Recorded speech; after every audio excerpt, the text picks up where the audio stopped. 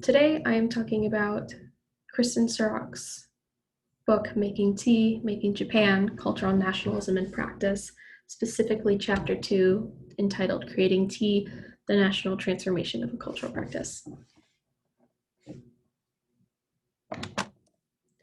So a little bit about the author. Kristin Surak is an associate professor of Japanese politics at SOAS, the University of London. She writes about nationalism and national migration, culture, and the globalization in Japan and beyond. Her first book, which I'm talking about today, Making Tea, Making Japan, Cultural Nationalism in Practice, was named the Outstanding Book of the Year in 2014 by the American Sociological Association section on Asia. Her research, again, on international migration, nationalism, and political sociology has been translated into half a dozen languages. So she has a few main statements and arguments that she makes throughout this chapter. The main one being that tea ceremony today is an emblem of the nation of Japan. However, it'd be a mistake to think it was identified as essentially Japanese before the coming of modernity. Their practice may be preeminently nation work now, but the nation itself had to be created and tea made national before it shaped the nation. This could only happen because of earlier history and the transformation of Shanoyu throughout different centuries. Tea, over time, became the resource for cultivation, political power, and a tool in transforming the meaning of Shanoyu through gender, religion, and labor throughout the history of Japan. Throughout this chapter, she touches on 4 different sections of Japanese history. The first one being 15th century Tengen Song period, which is when the popularity of tea spawned and created tea parties, strict etiquette, and the development of powdered tea. In the 16th and 17th century, tea ceremony was a central venue for reproduction of both social and cultural capacities, which turned into economic and political capital because of its influence in the military. In the 19th century, because of this political and military influence, tea and shenoyu evolves into gendered practices, both pertaining to men and women, with different aspects to each practice. Which in turn, her last thing she talks about is modern Japan today and tea ceremonies integration into public education and how it played a defining role in establishing a common sense view of tea ceremony as distinctly Japanese in 3 ways. She discusses it including in a national framework, inserting it into national narrative, and promoting tea for nationalizing effects. These are a few of the terminologies that were discussed throughout the chapter. Shingi is known as regulation structuring the daily routines of monks in mid-14th century. Karamono is a term used for refined quality tea implements, mainly ceramics that were produced in China, which when imported to Japan were selected by their excellence and have been highly valued in Japan ever since. Omono is known as a Japanese item. It is usually used in contrast to karamono. It is also an article produced in Japan, mainly discussing ceramics as well.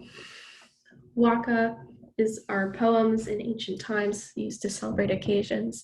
They address real-life events as love, misery, poverty, and death, and are often used with ranga, which are collaborative Japanese poems, which involve 2 or more poets creating a poem simultaneously, writing in alternating sections that then compile the poem.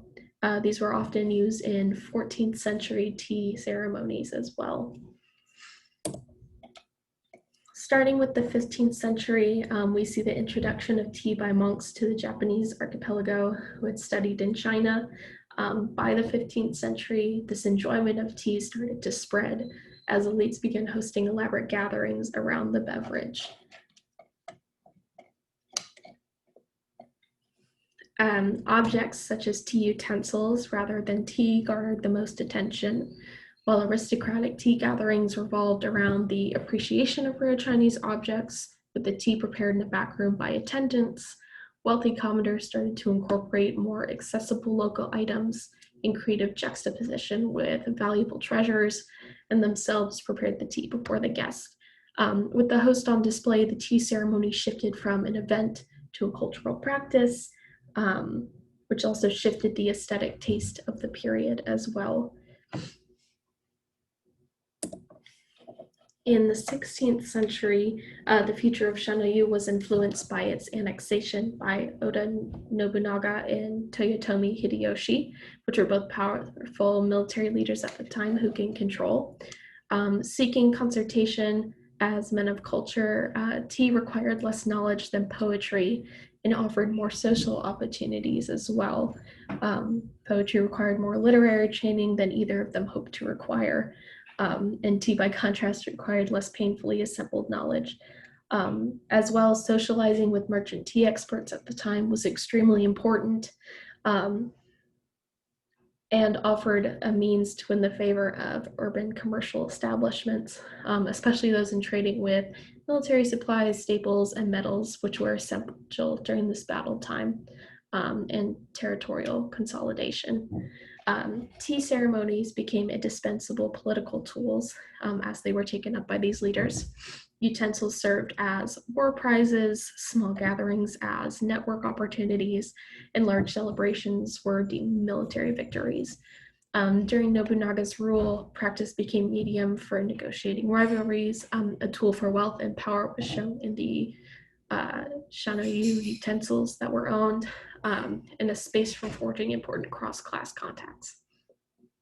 Through this, a sense of Japanese identity was found among elites with this political practice of tea as it continued during this military era. Into the 19th century, matcha-based shanoyu started to emerge and become popularized. And because of the influence in tea in military and political ideology, tea was promoted amongst elite men as a way to cultivate disciplined body and the mind of a good leader, especially in soldiers. And among elite women now, tea was a means to develop social graces, refined comportment, and genteel femininity. There were two ways of pre-modern history of shanoyu predisposed it to becoming a symbol of Japan as a nation state, which was both in beauty and in power.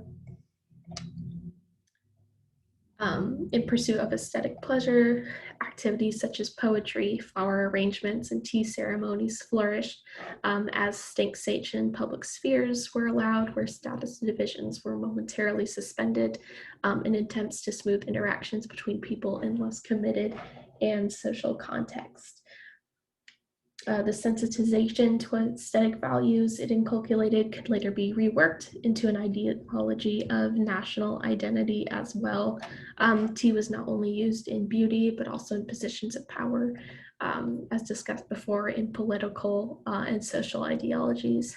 And no other communal art stood as a rival at the end of this period. Looking into modern Japan today, there seems to be a forming of a national public education system that warranted tea as an essential element to Japanese history and education, which in turn incorporated it into the curriculum.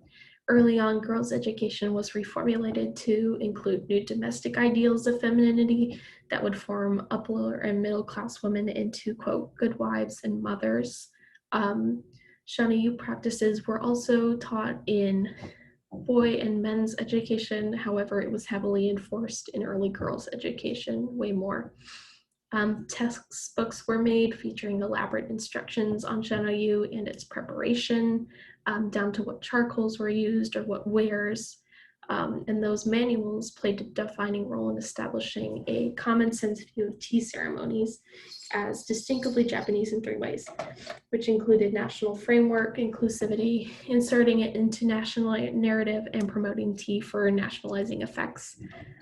Each of these established a unifying Japanese history from at least the 10th century onward. And the pronounced growth of publications on tea ceremonies that addressed it from educational, cultural, and scholarly viewpoints explicated the practice as an art form.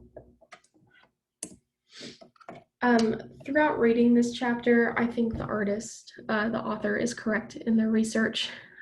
Tea practice has been influenced by many different factors of politics, religion, and gender, especially stretching over different centuries. I think it's really important to be able to reflect on it and understand where each individual aspect of the modern tea ceremony has come from and why the history of this national narrative is so important. As well as it's important to realize how tea became to be a symbol of Japanese culture, from its influence in China to influence in politics, to its shaping through gender and religion and culture as well.